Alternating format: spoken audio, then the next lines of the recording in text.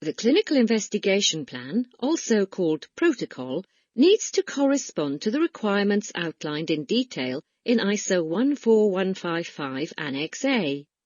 The justification for conducting a pre-market clinical investigation under the EU regulations is based on the lack of existing data for the given device, showing evidence of safety and performance needed for compliance with the essential requirements. As a result, it should be directly derived from the conclusions in the clinical evaluation report on existing data. As a reminder, before deciding to embark on a prospective clinical investigation, the review of existing data should always be performed. What do we mean with study design, as this is quite a complex concept? Study design will first focus on the type of study. For example, an open non-randomized study in which only the specific product is tested without comparison to other existing treatments. This design is very often used for performance validation.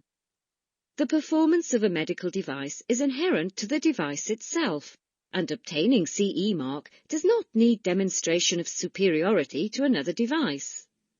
A randomized control study will compare the new medical device to an existing known product or treatment, which can be another device, a drug, or another type of treatment. For example, a surgical intervention. Randomized studies are used to confirm endpoints on safety or effectiveness. We will see how further on.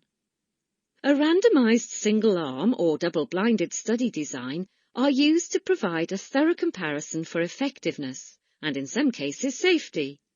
Double-blinded studies for devices are rarer and difficult to implement because of the specific logistics required, as well as the fact that surgeons usually know what they are using and therefore cannot be blinded.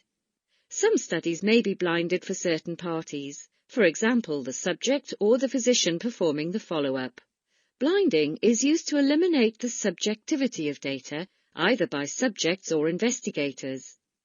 Whichever design is chosen for the clinical investigation, there should be a justification provided that supports the validity of the study design, leading to objective and credible data.